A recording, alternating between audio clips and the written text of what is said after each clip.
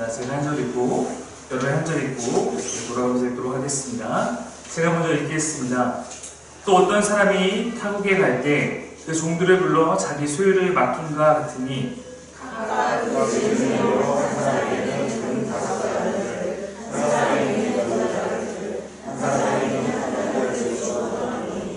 다섯 달란트 받은 자는 바로 가서 그것으로 장사하여 또 다섯 달란트를 남기고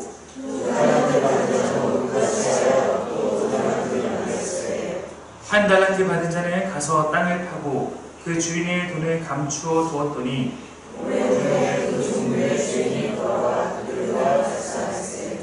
다섯 달란트 받았던 자는 다섯 달란트를 더 가지고 와서 이르되 주인이여 내게 다섯 달란트를 주셨는데 보소서 내가 또 다섯 달란트를 남겼나이다.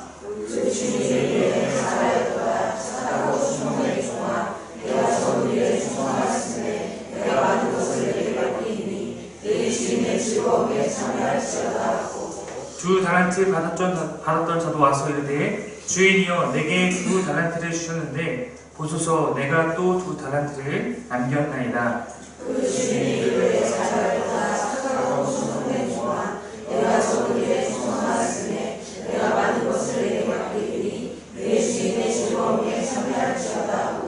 한 달란트 받았던 자는 와서 이르되 주인이여 당신은 굳은 사람이라 심지 않은 데서 거두고 해치지 않은 데서 모으는 줄을 내가 알았으므로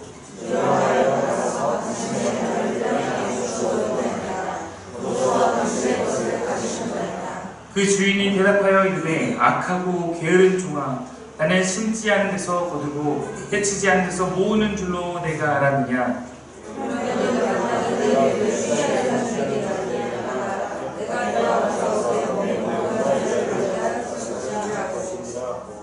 그에게서 그 한 달란트를 빼앗아 열 달란트 가진 자에게 주라.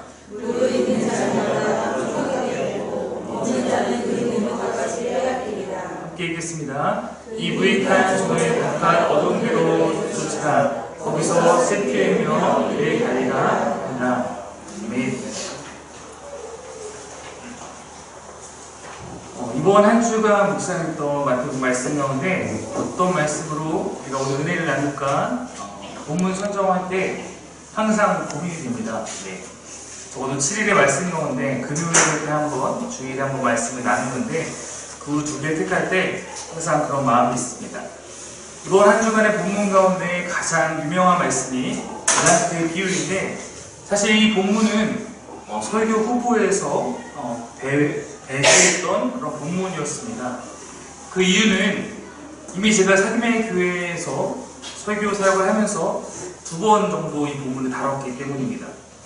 아마도 기억 못하시겠지만 2018년에 하나님 나라를 18주 동안 배울 때 15주차의 설교가 그날을 준비하는데 해당 본문으로 나눴었고 2018년 말쯤에 이 비유는 아니지만 이 비유와 함께 연계되어 있는 문화 비유를 통해서 거의 비슷한 메시지를 나눈 바 있습니다. 저는 개인적으로 같은 설교를 반복하는 것을 좋아하지는 않습니다. 하지만 제가 주중에 이제 성경 공부를 하는데 성경 공부하면서 이 비유에 대해서 묵상하고 이 비유에 대한 질문을 함께 나누게 되어서 이것이 우리 이번 주에 성도님들과 함께 나눠야 될 이유가 있구나 싶어서 제 취향보다는 주님의 필요가 느껴져서 이 말씀을 다시 준비하게 됐습니다. 다시 준비하면서 또 다시 하나님께서 다른 애들을 도와주셔서 오늘 그것을 나누고 싶습니다. 우리가 지난주에 끝에 대해서 나눴습니다. 세상의 끝, 종말, 이런 것이 지난주에 나눴던 주제였습니다. 또한 성전 파괴 때는 징조가 있지만 정말 주님이 다시 오시는 그 세상의 끝에는 아무런 징조도 없이 우리가 전혀 예기치 못하게 그날이 올 것이므로 우리가 항상 그날을 준비해야 한다, 이렇게 함께 메시지를 나눴습니다. 바로 그 주님이 오심에 대한 준비가 오늘 이 달란트 비유까지 함께 이어지고 있는 것입니다. 그럼 우리가 어떻게 준비할 것인가? 바로 끝을 기다리는 그리스도인의 삶의 모습에 대해서 주님은 오늘 비유를 통해서 우리에게 권면하고 계신 것입니다. 정말 주님의 다시 오심, 재림의 그 순간은 성경 안에서 매우 큰 양면성을 갖습니다. 주님이 다시 오심은 그때까지 신실하게 주님을 믿고 따랐던 사람에게는 구원과 회복의 큰 잔치에 참여하는 기쁨이 있는 날이 될 것이지만, 그날까지 주님의 뜻과 어긋난 상태로 사는 사람에게는 그날 심판과 멸망이다 성경은 거듭해서 우리에게 말하고 있습니다. 이러한 상반된 결과가 오늘 달란트의 비유의 앞에서도 비유의 뒤에 나오는 이야기에서도 나타나고 있습니다. 바로 앞에는 무슨 이야기가 나오냐면 기름을 준비하는 처녀 이야기가 나오는데, 기름이 준비된 처녀는 잔치에 참여하고 기름을 준비하지 않은 처녀들은 주여 주여 외치지만 내가 너희를 알지 못한다 말하고 있습니다. 또한 이 비유의 뒤에 나오는 말씀 무엇이냐면, 주님께서 그 마지막 때에 양은 그 우편에 염소는 그 왼편에 두리라 말씀하십니다. 주님이 오시는 날에는 그렇게 둘로 우리가 나누어져서 그에 따른 결과를 바라보게 될 것이다 말씀하시는 거예요. 삶의 모습에 따라 누군가는 그날이 큰 기쁨의 날이요, 누군가에는 그날이 가장 큰 슬픔의 날이 될 것입니다. 초대교회 성도들은 아시겠지만 목숨을 걸고 주님을 따랐던 그런 성도들이었기 때문에 그들은 주님이 다시 오셔서 자기네가 지금 당하고 있는 이런 삶의 어려움들과 이것을 빨리 끝내주시고 주님께서 속히 우리와 함께 하시길 간절히 바라서 그들은 소망했습니다. 마라나타, 주 예수여 어서 오시옵소서, 그들이 고백하고 외쳤던 그런 선포였습니다. 근데 주님의 다시 오심은 그들의 기대와 같이 이렇게 빠르게 성취되지 않았습니다. 주님의 다시 오심은 모든 그리스도인에게 기다림이라는 과제를 안겨준 것입니다. 주님이 오시는 그날까지 우리에게 모두 다 기다림의 시간이 주어졌다라는 것인데, 이 기다림의 시간은 무의미하고 공허한 어떤 지연되고 뭔가 무슨 우리 비행기가 연착되는 것처럼 그냥 늦어지는 시간이 아니라 하나님의 계획과 하나님의 섭리 안에서 우리에게 주어진 시간이다 성경이 가르치고 있습니다. 오히려 주님은 주님을 따르는 우리들에게 그 시간을 통해서 우리에게 맡겨진 귀한 사명과 우리에게 주신 그 달란트를 선하게 사용할 그런 시간으로 우리에게 이 시간을 주셨습니다. 한번 말씀을 살펴보겠습니다. 여러분 아시다시피 내용은 아마 대부분이 아실 겁니다. 아시는 바와 같이 3명의 종이 있었습니다. 이 3명의 종들에게 달란트를 줍니다. 그리고 오랜 후에 주인이 다시 돌아와서 결산을 합니다. 5 달란트 받은 자가 있었고 2 달란트 받은 자가 있었는데, 그들은 주인의 기대에 부응한 결과를 갖고 주님께 자신이 한 것들을 내어놓습니다. 그러나 유독 한 사람, 1 달란트 받은 사람은 아무것도 하지 않았고 그 모습 그대로 주인을 마주하게 됩니다. 그에게 주인은 악하고 게으른 종아 이렇게 말하며 그를 내쫓습니다. 여기서 내쫓는다는 의미는 하나님 나라에 참여할 수 없다라는 의미입니다.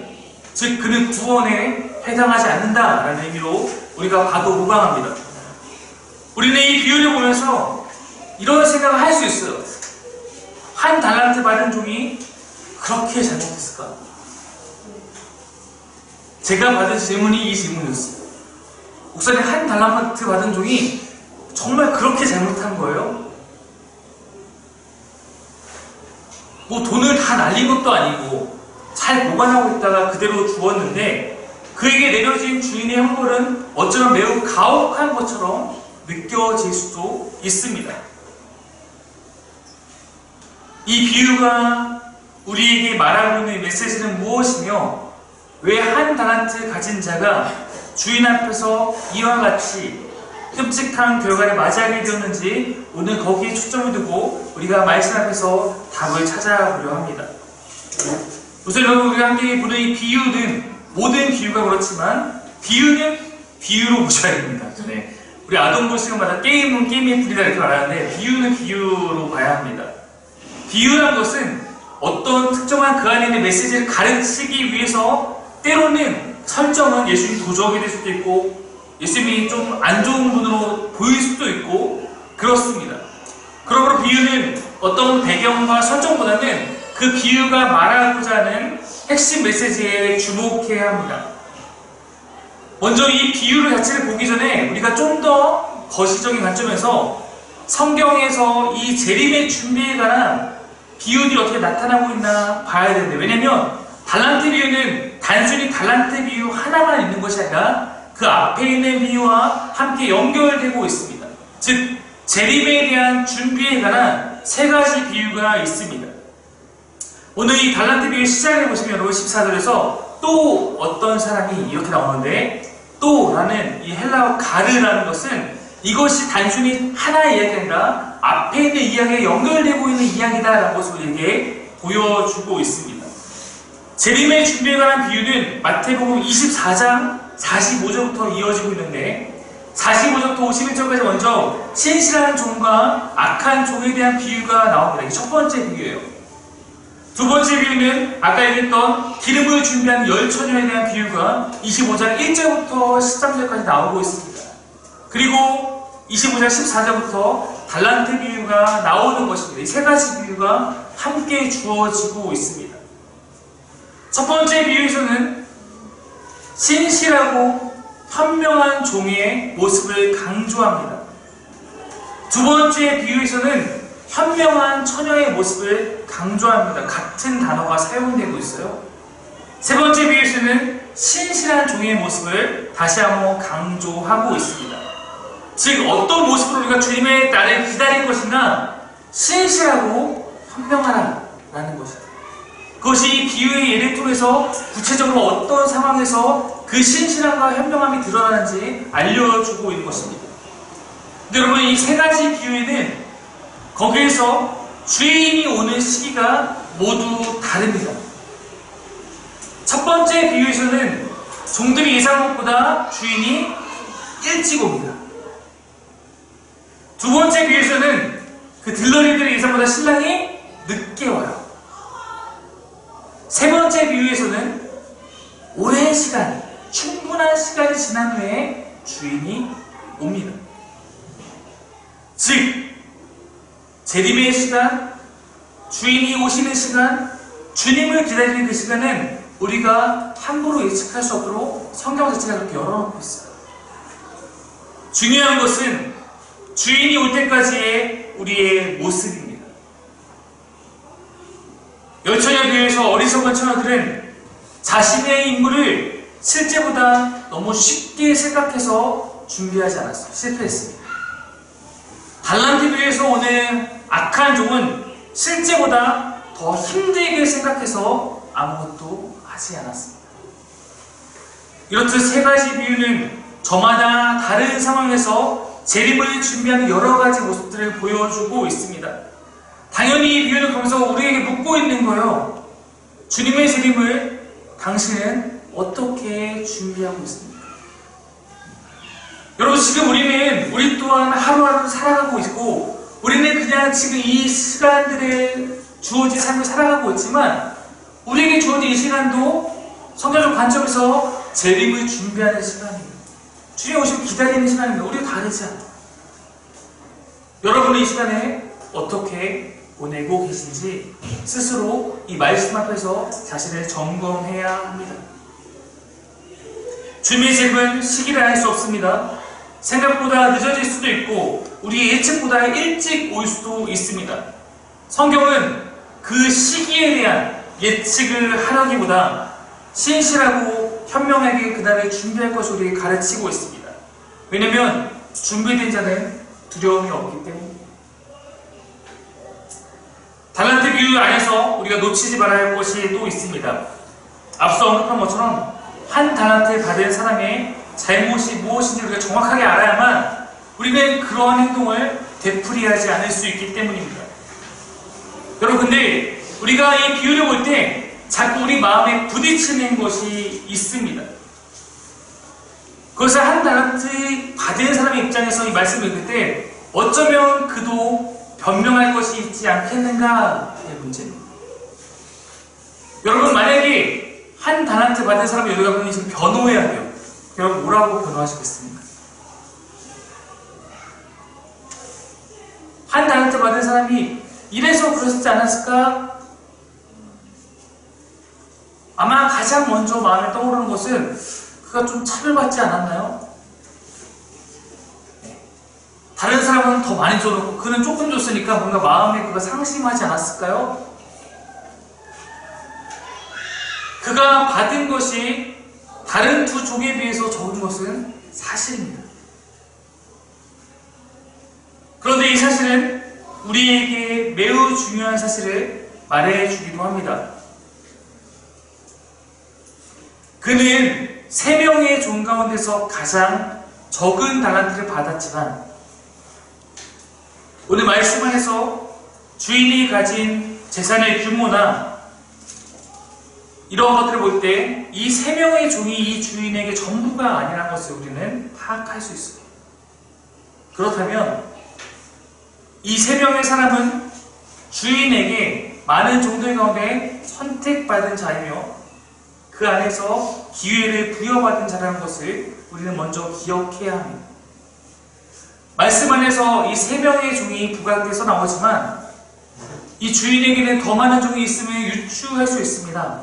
마지막 결산할 때 주인의 명령을 보거나 주인이 가진 재산의 규모를 볼 때 아마 많은 종들 중에 주인이 택하여 일을 맡긴 그런 특별한 자들이 이 3사람이었을 것입니다. 그러므로 자신이 다른 이들보다 뭔가 기회를 부족하게 받았다거나 내가 뭔가 너무 하찮은 존재라서 나는 그렇게 여겨졌기 때문에 하지 않았다는 것은 핑계라고 말할 수 있습니다. 또한 이 사실은 그가 받은 한 달란트의 값어치에서도 확인됩니다. 제가 달란트의 비율을 나눌 때마다 강조하는 것이 있는데 달란트는 매우 큰 돈입니다. 우리는 주일학교 시절 달란트 시장의 여파로 달란트를 아주 우습게 여기는 경향이 있습니다. 네. 그냥 다 주일학교 교사나 주일 거쳐보시면 알겠지만 한 달란트는 내가 주일날 아무것도 하지 않아도 대부분 출석상으로 그냥 주는 네. 그래도 뭔가 전도하면 5달란트 주고 뭐 하면 2달란트 주는데 한 달란트는 아주 그냥 값어치 없게 주는 것처럼 느껴질 수가 있습니다. 그래서 우리가 이 말씀을 오해할 때도 있습니다. 한 달란트의 값어치가 어떤가? 한 달란트는 6천 데나리온입니다. 6천. 한 데나리온이 노동자의 하루 품삯입니다. 포도원 부분에 비해서 종들을 부르면서 약속한 금액은 한 데나리온이었어요. 여러분 그러면 한 달란트는 6천일을 일해서 벌 수 있는 돈이니까 제가 계산해봤는데 주 5일째 근무의 현 상황을 비유해보면 우리는 1년에 260일을 일합니다. 그러면 23년을 일해야 돼요. 한 달란트를 벌려면 아무것도 안 쓰고 23년을 일해서 모으면 한 달란트가 나옵니다. 여러분 누군가가 만약에 여러분을 믿고 여러분에게 23년의 연봉에 해당하는 돈을 여러분 맡겼다고 생각해보세요. 제가 만약에 하루 품삯을 10만원이라고 생각해서 계산하면 약 6억 원입니다. 6억 원을 여러분이 누군가에게 지금 투자를 받아서 네가 이걸로 한번 장사를 해서 나에게 이윤을 남겨줘 라고 했다고 생각해보세요. 여러분 그 돈을 땅에 묻어두겠습니다. 이게 제 이해가 되시나요? 그 돈은 그렇게 땅에 묻을 수 없는 돈이라는 거예요. 한 달란트의 값어치 계산해보면 우리는 이 종의 편에 쉽게 들 수 없습니다. 누군가가 나를 믿고 나에게 이만한 돈으로 장사를 해보라고 맡겼는데 그 오랜 기간 동안 아무것도 하지 않고 있었다면 그것도 내 친구가 나한테 맡긴 것도 아니라 내가 주인으로 오시는 분이 나에게 명령하신 거라면 그 종의 태도는 그야말로 악하고 게으른 종이 아니겠습니까? 그럼 여러분 다른 두 종은 어땠는가? 말씀 앞에서 다시 한번 찾아볼까요? 16절 17절 한번 띄워주십시오. 같이 읽겠습니다. 시작. 5달란트 받은 자는 바로 가서 그것으로 장사하여 또 5달란트를 남기고 2달란트를 받은 자도 그같이 하여 또 2달란트를 그들은 바로 순종했어요. 5달란트 받은 자도 2달란트 받은 자도 바로 순종했습니다. 우리가 이런 생각을 할 수 있어요. 5달란트로 5달란트 남기는 게 쉽지 않을 것 같다. 나머지 2명은 투자의 귀재가 아닌가? 장사가 엄청 잘하는 거 아닌가? 이런 생각도 해볼 수 있거든요. 근데 시대적 배경을 찾아 배경 주석 같은 데 보면 당시의 이스라엘과 그 이방 세계에서는 현금을 자산으로 부여한 사람이 많지 않았다고 합니다. 그로 인해 현금을 갖고 장사하는 사람들은 몇 배의 수익을 올리는 경우가 많이 있었습니다. 고대 사회에서 이러한 큰 돈으로 2배의 이익을 내는 것은 막대한 수익을 낸 것이 아니라 최소한의 기대치에 가깝다라고 볼 수 있습니다. 그러므로 여러분 5달란트나 2달란트 받은 사람이 무언가 엄청난 일을 해낸 것이 아니라는 것입니다. 그들이 막 아주 뛰어난 장사꾼이 아니라 그들은 해야 할 일을 했고 그 노력에 따른 최소한의 결과를 만들어서 주인한테 가져온 것입니다. 그럼에도 주인은 그들이 한 일에 대해서 매우 크게 칭찬하는 그런 사람이라는 것입니다. 한 달란트를 받고도 그 돈을 땅에 파묻는 이는 그 돈을 믿고 맡긴 주인에게는 커다란 손실을 안겨주는 것이죠. 그러니까 주인이 그렇게 말하잖아요. 네가 하다못해 은행에만 맡겼더라도 이러진 않았을 거다. 이 나쁜 놈아. 주인의 모독하는 행위, 아무것도 하지 않아요. 여러분 왜 그랬을까요? 한 달란트 받은 사람이 왜 그랬을까? 여기서 주목할 것은 그의 잘못이 단순한 게으름에 있지 않다는 것입니다. 주인을 마주했을 때 그가 하는 말을 보십시오. 24절, 25절 말씀인데요. 이렇게 나옵니다. 한 달란트 받았던 자는 와서 이르되 주인이여 당신은 굳은 사람이라 심지 않은 데서 거두고 해치지 않은 데서 모으는 줄을 내가 알았으므로 두려워하여 나가서 당신과 당신의 달란트를 땅에 감추어 두었나이다. 보소서 당신의 것을 가지셨나이다. 이게 한 달란트 받은 사람이 했던 이야기죠. 그가 지금 하고 있는 이야기는 뭐냐면 주인의 핑계 삼는 거예요.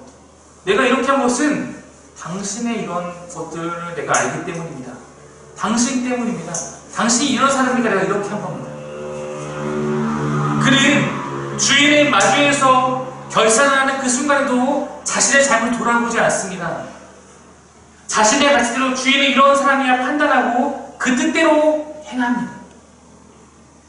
24절의 내용이 조금 헷갈리는데 이 해석이 각각 성경의 여러 가지 번역본마다 조금 내용이 엇갈리긴 하는데 이 종은 주인의 자신의 생각대로 판단하고 주인이 이러이러한 분이니 나는 이렇게 행동하리라 라고 했던 것은 모든 번역본에 동일합니다. 어떤 번역본으로는 종은 이 주인이 인색하고 매정한 분이라 판단했고 그래서 나는 이렇게 행동했다라고 이렇게 번역합니다.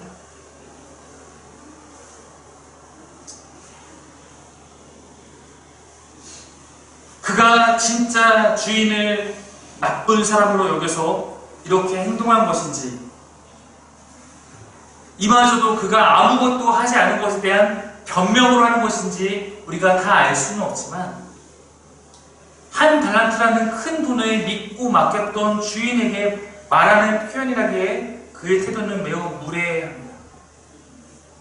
25절 끝에 있는 것은 당신의 것을 가지셨나이다 라는 이 표현은 유대인의 상거래 문서에서 나는 더 이상 책임이 없습니다 라는 표현이에요.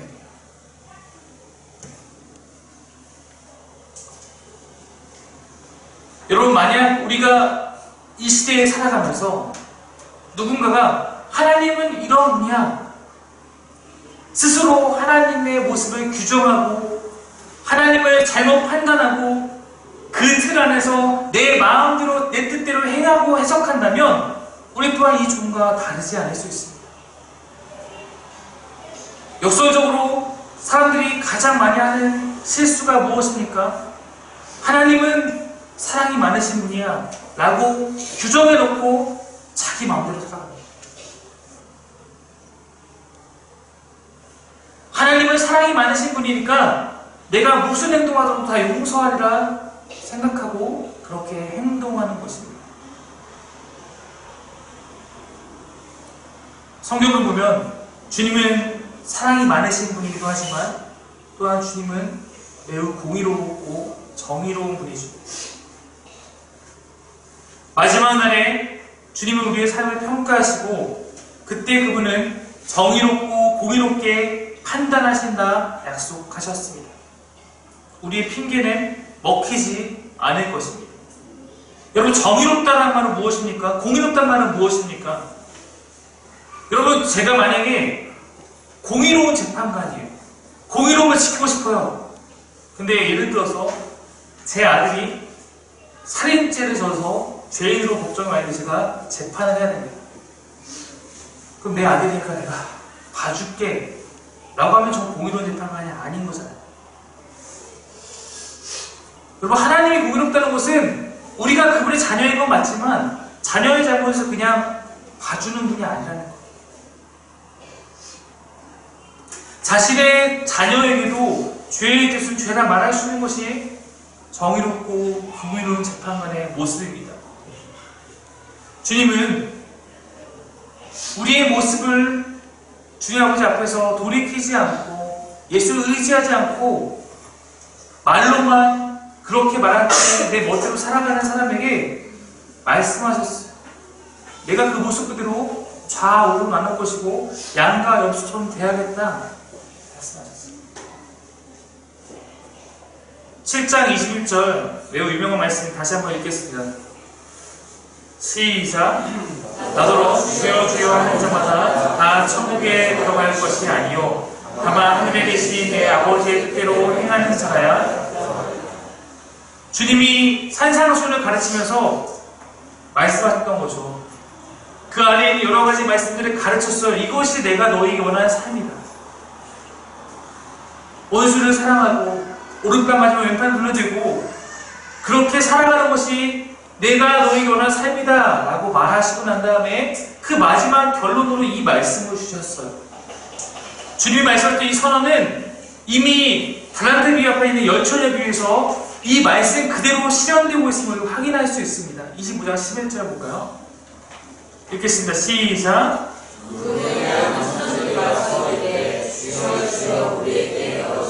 다섯 처녀는 들어갔어요. 준비해서 아무 다섯 처녀가 외칩니다. 주여 주여 우리에게 열어주소서. 주님 가능하지. 7장 21절에 말씀이 그대로 실현되고 있는 모습입니다. 그럼 우리는 어떻게 주님의 다시 오심에 준비한 삶을 살아갈 것인가? 달란트 비유를 정리하며 여러분에게 권하고 싶습니다. 첫 번째, 깨우십시오. 책임의 크기를 정하시는 하나님을 신뢰하라. 이것이 전 달란트 비유가 주는 첫 번째 메시지라고 생각합니다. 한 달란트 받은 사람이 있고 5 달란트 받은 사람이 있었습니다. 그런데 이 비유에서 왜 그런지 설명하지 않고 있습니다. 어쩌면 우리도 나는 너무 뭔가 내 상황과 내 형편과 내 역량은 작은 것 같고 옆으로 둘러보니까 누구는 더 좋은 환경에서 더 좋은 재능을 갖고 뭔가 하는 것 같을 때 우리도 그 마음과 내 뭔가 불편하고 이런 마음이 있을 때도 있습니다. 사람인데 왜 없겠습니까? 목사인데도 있을 때도 있어요. 그런데 오늘 말씀이 우리에게 알려주는 거 하나는 그것은 주님이 정하시는 것이고 내가 작게 보는 그 한 달란트도 결코 작지 않다는 것은 주님이 나에게도 충분한 것을 주셨다.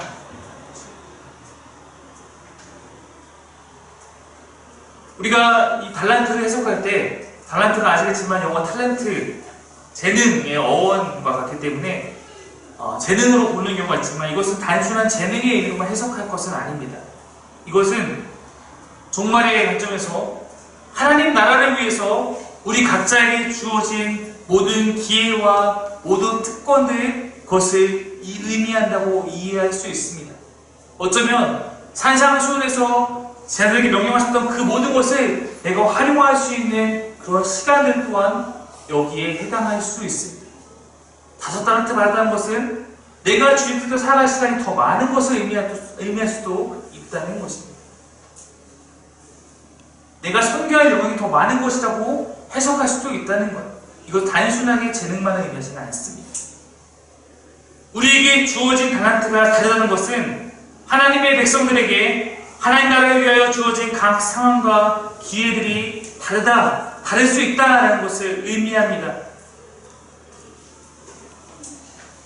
책임과 기회는 각각 다를 수 있지만 우리가 능력에 따라 구원을 받는 것은 아닙니다. 구원은 그 상황 가운데 내가 어떻게 반응하고 순종하는가에 달려 있습니다. 이것을 또 확인할 수 있는 것은 5달란트 가진 자와 2달란트 가진 사람에게 주님은 차별하지 않았다는 것입니다. 각자의 상황에서 순종했고 동일한 칭찬을 받았습니다. 만약에 여러분 1달란트 가진 사람이 열심히 이것을 장사해서 1달란트를 더 가져왔다면 총액은 2달란트에 불과할지 모르지만 그 또한 동일한 칭찬을 받았을 것이라 당연히 우리는 기대할 수 있습니다. 우리 모두 다릅니다. 목회자의 처지에서도 누군가는 도시에서, 누군가는 시골에서, 누군가는 큰 교회에서, 누군가는 작은 교회에서, 또 누군가는 선교지에서 각각 주어진 사명과 역할과 기회를 다르게 부여받았음을 보게 됩니다. 여러분 또한 마찬가지입니다. 부르심은 다 다릅니다. 나를 아시는 하나님께서 나에게 가장 맞는 곳으로 나를 부르셔서 그곳에서 하나님 나라를 위해 살아가게 하신 줄 믿습니다. 그것을 신뢰하지 못하면 우리는 계속된 비교 가운데 넘어지게 됩니다. 지금 여러분이 있는 곳이 주님이 여러분을 계획하고 부르신 곳이고 내게 주어진 것이 주님이 나에게 맡기신 것이며 내게 있는 모든 것이 하나님 나라에 위해서 내가 사용할 수 있는 것이다. 우리는 여기에 대한 신뢰가 있어야. 두 번째, 같이 한번 읽어볼까요? 시작. 그럼 그 상황 가운데 나는 어떻게 할 것인가? 가장 중요한 것이 있다는 것입니다. 이 달란트 비유에 대한 주석을 제가 여러 가지 책을 참고하면서 공교롭게도 제가 봤던 주석가의 상당수가 저를 대학원에서 가르쳐주신 양용우 교수님이 쓰신 책들이었어요. 그 모든 책에서 이 종에 대해서 이렇게 말합니다. 한달란트 가진 종에 대해서 그는 그릇된 운명론적 사고를 가진 사람이다. 그냥 어차피 내가 뭐 한다고 달라질 거 없어. 운명론적. 하나님이 그냥 다 하시는 거야. 하나님이 하셨습니다. 하나님이 다 하셨습니다. 이것은 어찌 보면 믿음의 고백인 경우도 있고 어쩌면 그릇된 말이기도 합니다.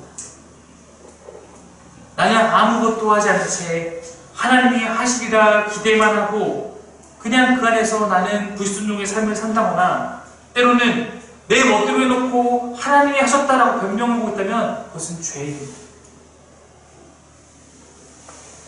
우리는 하나님을 왕이라고 찬양하고 하나님 나의 왕입니다. 하나님 나의 주인이십니다. 고백하지만 하나님이 진짜 내 삶의 왕이 되는 것을 싫어할 때가 참 많습니다. 만약 그분이 정말 나의 주인이고 내가 그분의 종이 되어 살아가려면 우리에게 가장 필요한 훈련은 순종입니다. 종과 주인의 관계에서 가장 필요한 훈련은 순종, 충성입니다. 근데 우리는 잘 그러지 않습니다. 잘하면, 뭐가 내가 해서 잘 되면 그것은 내 탓. 내가 잘해서. 안 되면 하나님이 도와주시지 않아서. 하나님을 내 마음대로 내가 믿고 싶은 신으로 둔가시키는 경우가 참 많이 있습니다. 근데 여러분, 신실함이라는 것은 사전에 찾아보면 이런 뜻입니다. 믿음직하고 착실하다.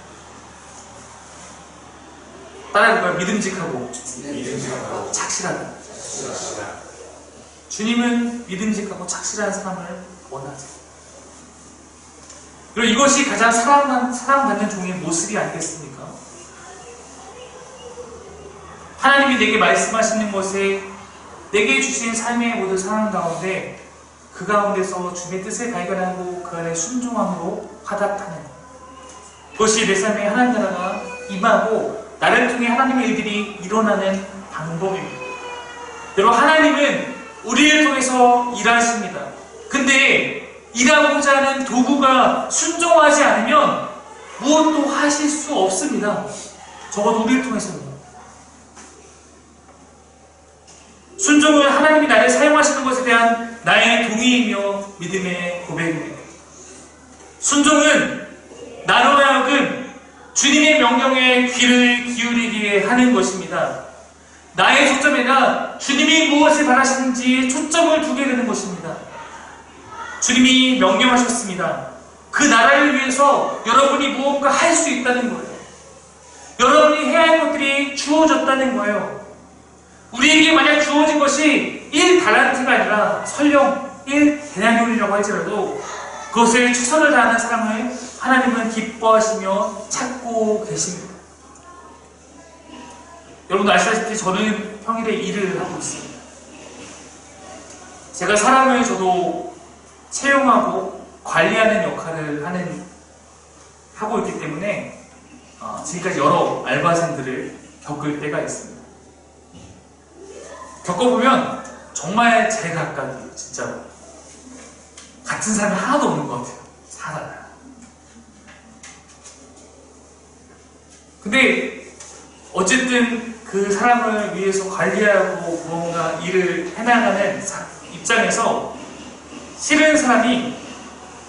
정말 싫은 사람이 있다면 그것은 뭔가를 시켰을 때 해보지도 않고 핑계만 하는 사람입니다. 뭔가 시키면 아무것도 하지 않은 채 핑계만 하거든요. 제가 여러 번 사용하는 표현입니다만 순종의 사람은 방법을 찾고 불순종의 사람은 핑계를 찾는다. 제가 예전에 어느 교회 사역을 나가서 써있었던 구호였어요. 순종하려는 사람은 그 상황마다 방법을 찾지만 불순종하려는 사람은 핑계를 찾는 거고, 말처럼 결국 마음의 문제입니다.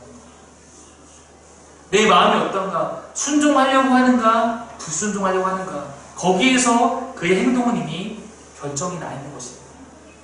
할 마음이 있는 사람은 일단 방법을 찾으려고 노력하지만 할 마음이 없는 사람은 핑계부터 찾는 분입니다.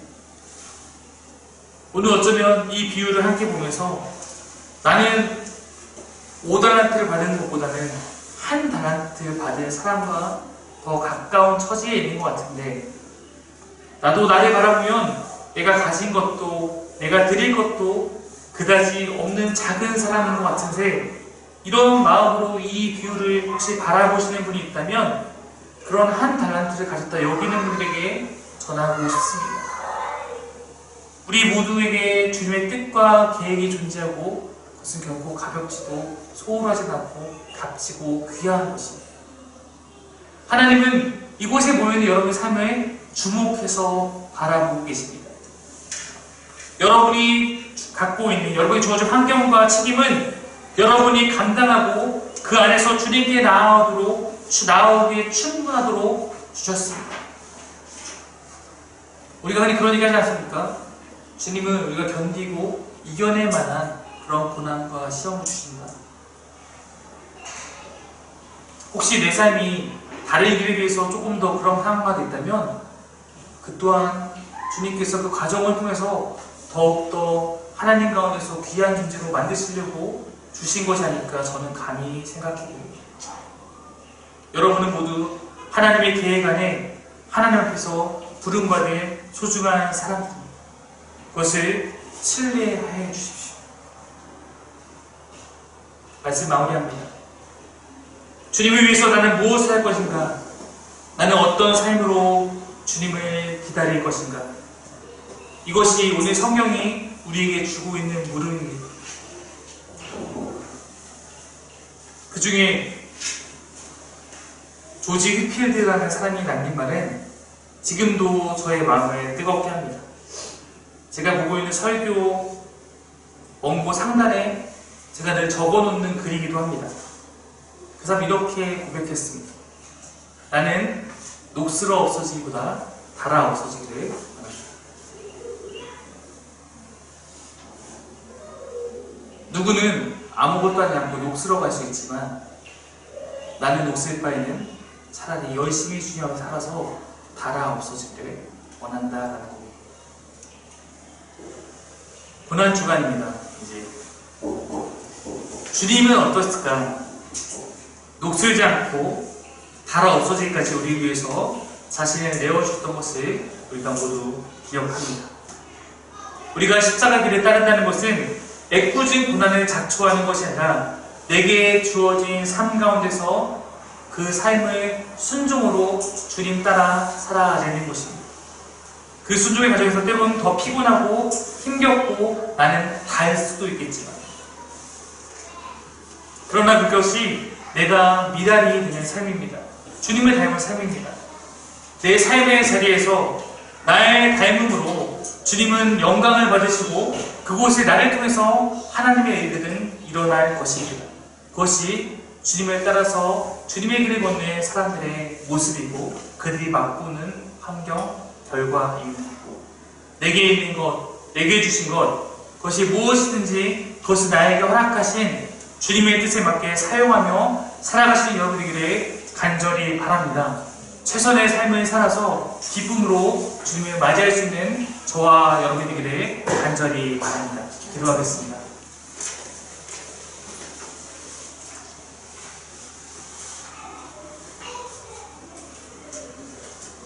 주님이 다시 오심을 기다린다라고 말을 하지만 주님, 어쩌면 우리 삶에서 우리는 주님을 맞이할 준비라 아무것도 하지 않은 채 살아가고 있는지 돌아봅니다. 어쩌면 우리의 삶은 주님이 다시 오셔서 나와 마주하리라는 것을 잊은 채 살기에 바쁜지도 모르겠습니다. 그러나 주님, 오늘 말씀이 내게 깨닫게 해주시는 것 앞에 내가 반응하여 이제라도 내 삶을 주님을 마주할 그 순간을 위해서 준비할 수 있도록 인도하여 주옵소서. 주님, 내가 신실한 종이라 칭찬받기를 원합니다.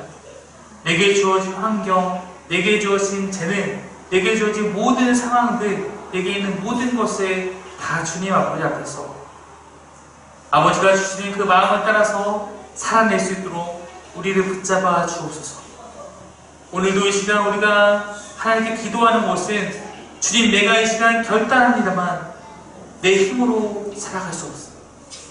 성령 하나님, 나의 이러한 진실된 고백과 결단을 주님 붙들어 주옵시고 이 결단이 땅에 떨어지는 것이 아니라 성령님과 동행하면서 하나님께 올려질 수 있도록 인도하여 주옵소서. 감사드리며 예수님의 이름으로 기도드립니다.